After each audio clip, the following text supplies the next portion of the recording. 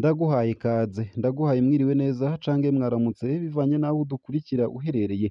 Turi ku munsi wa kane igenekerezo ry'indwi z'ukwezi kw'icumi na kabiri, umwaka ni 2023. Utegerezwa gusa gufyonda sabone cange subscribe nawe utarafyondako, hama ukabandanya urashikirwa n'amakuru, ibiganiro kumwe n'inkuru tubandanya gushikiriza binyuriye ngaha kuri ino mboneshakure imwe rudende, bigutohoreza hama ikabigushikiriza vyose uko vyakabaye kamwe ku kandi atana kamwe kavuyemwo. Ndakwipfurije kubandanya uraroranirwa. Intwazangabo zibiri z'Uburundi zifise ipete rya majoro zaraye ziguye mu ntambara na M23 muri Kongo. Abasoda b'u Burundi bavuga ko bagurishijwe kabiri. Majoro Onesphore Ndayiragije batazira Bigohe yararongoye imwe mu makampanyi agize batayo y'umunani ya Tafoke. Yari mu ngabo z'u Burundi zarungitswe vuba kurwana na M23 muri Nord Kivu. Abagenzi biwe bavuga ko u Burundi buhejeje kubura umusirikare w'intwari yari yuzuye ubwitonzi bwinshi.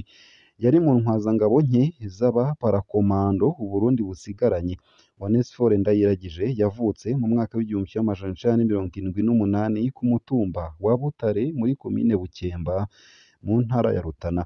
N'intwazangabo y'u Burundi kuva mu mwaka w'2002 afise matricule SS 2 1 6 Bigohe hasize utwana tune nk'uko twiboneye amafoto y'ikiziga ciwe.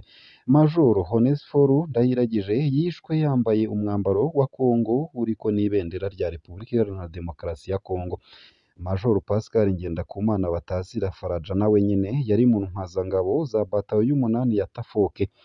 Abakoranye na Majoro Pascal Ngendakumana batubwiye ko yari umusirikare arinda cane, ari navyo vyari vyaratumye no muri FNL bamugira intwazangabo, kandi yari yize amashure mato mato gusa. Abo bagendanye bavuga ko Faraja yari kiremesha ku rugamba. Ico twaronse nuko yinjiye mu gisirikare c'u Burundi avuye mu bagwanyi ba Paripehutu FNL. Atabarutse hatarakwiza imyaka 40 y'amavuko. Pascal Ngendakumana yavutse mu mwaka w'1984 ku mutumba wa Gisuru muri komine Giheta mu ntara ya Giheta. Yinjiye mu gisirikare c'u Burundi muri Rusama 2009. Yari afise matricule SS 1876 Faraja hasize utwana tubiri yaba mu gahahe nk'uko kandi twavyiboneye ku ifoto y'ikiziga ciwe. Majoro Pascal Ngendakumana batazira Faraja yishwe yambaye umwambaro wa Repubulika Iharanira Demokarasi ya Kongo n'ibendera rya Repubulika Iharanira Demokarasi ya Kongo. Izi ntwazangabo zibiri ziri muri zine zaraye zihitanywe n'intambara ikomeye cane yabaye ejo haheze y'umuhari M23 n'abo bahanganye barimwo igisirikare ca Kongo FARDC, igisirikare c'u Burundi be n'insoresore bita Wazalendo. Ndetse kandi amakuru twaronse akaba avuga ko izindi ntwazangabo zibiri z'u Burundi zahaguye zifise ipete rya liyetona. Ibitigiri vy'abasirikare bose hamwe bahitanywe n'iyo ntambara ntibiramenyekana. Amasoko yacu mu gisirikare c'u Burundi akaba avuga ko intambara y'ejo haheze ariyo ya mbere ihitanye abasirikare benshi, yakomerekeyemwo abasoda benshi. Hari amakuru avuga ko hoba hariho abandi basirikare bafashwe ariko ntaremezwa neza. Umwe mu ntwazangabo twamenye ko yakomerekeye muri iyo ntambara ni Majoro Andre Ndayizeye, yarajejwe ivy'intambara muri batayo y'umunani ya Tafoke, uwo bita AC3. Amafoto yose y'abasirikare b'u Burundi bari muri iyo ntambara twashoboye kubona bari bambaye umwambaro w'igisirikare ca Repubulika Iharanira Demokarasi ya Kongo. Intambara yo kwihora. Iyi ntambara yabaye ejo yaje ikurikira urupfu rwa Kaporale Protogene Ruvugayimikore batazira Gabi Ruhinda, intwazangabo yatwara ingabo zidasanzwe za FDLR. Iyi ndongozi ya FDLR yari yapfuye kuwa Mungu uheze mu buryo butangaje ivuye ku rugamba na M23. Naho ari umuroberi wa FDLR, Colonel Ruhinda yafatwa nk'ingabo ikomeye cane ku ruhande rw'abasoda ba Repubulika Iharanira Demokarasi ya Kongo. Niyo mpamvu urupfu rwiwe rwatumye hategurwa igitero gikomeye kuri M23 arico abasirikare b'u Burundi baraye baguyemwo. kino kintu cashavuje abasoda b'u Burundi ntibumva ingene urupfu rw'umukoroneri n'umuroberi ruhambaye kurusha impfu z'intwazangabo z'u Burundi. Abasoda b'u Burundi barapfa ukamengo hapfuye utuyabo, ariko hapfuye umuroberi abategetsi ba Kongo bakumva ko bategerezwa kwihora.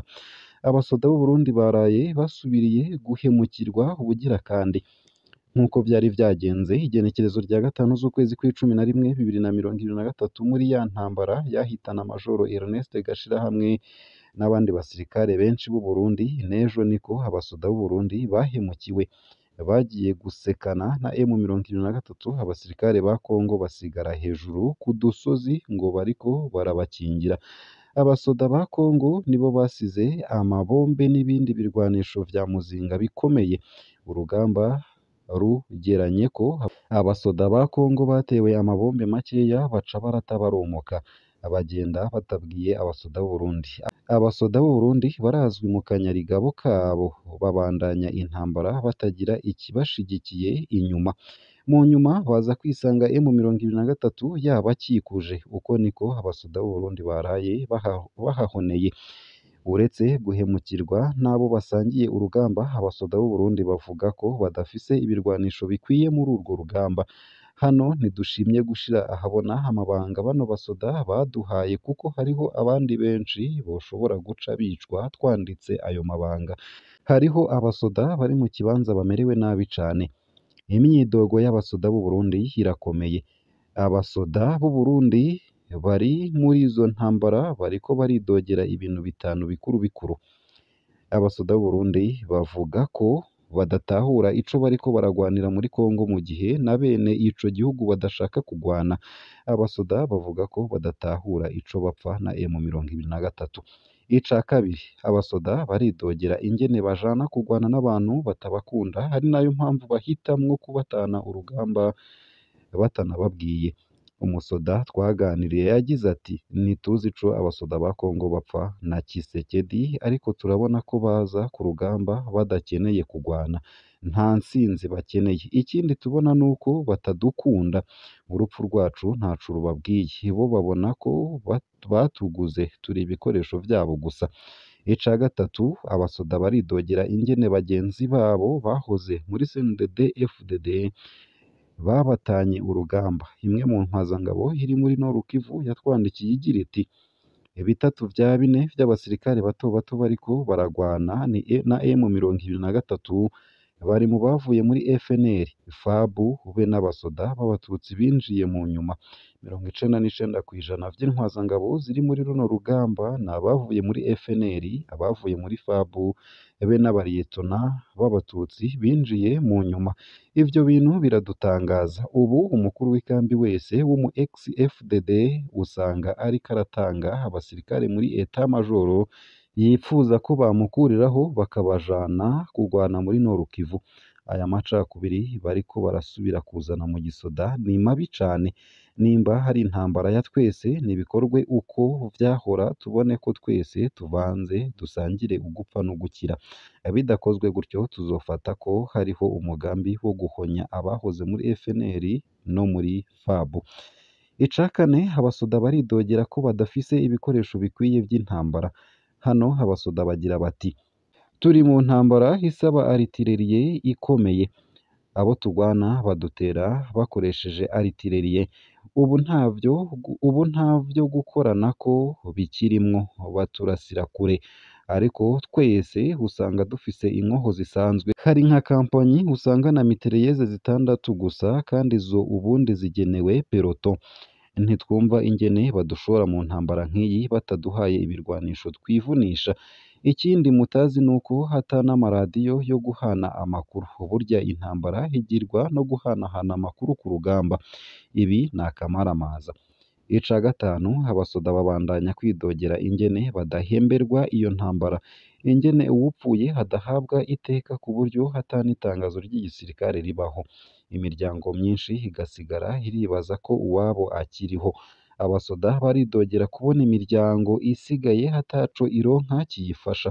Umusoda twaganiriye yagize ati iyo umusoda agiye muri Somalia nta bwoba agira bwo gupfirayo kubera aba azi ko umuryango uzosigara uraronka ikiwufasha.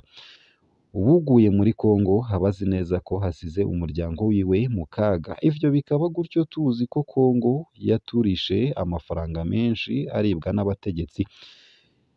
Bati twaraguzwe kabiri. Aya ni amajambo y'umusirikare yagize ati twaguzwe n'abategetsi b'u Burundi batubonamwo urudandaza gusa bariko bicira amahera ku maraso yacu.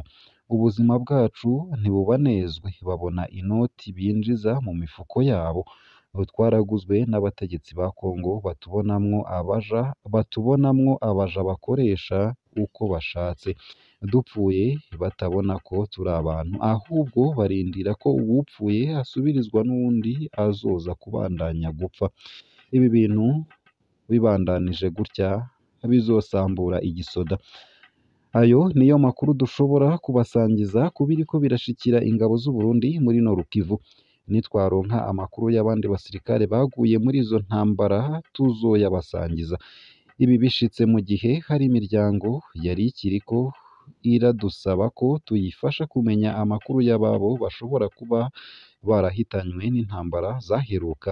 Ubu ho bigiye kunyuka. Abagira uwo bamenye baze kubitumenyesha inbox canke kuri WhatsApp akamenyetso ko guteranya 324 655 195.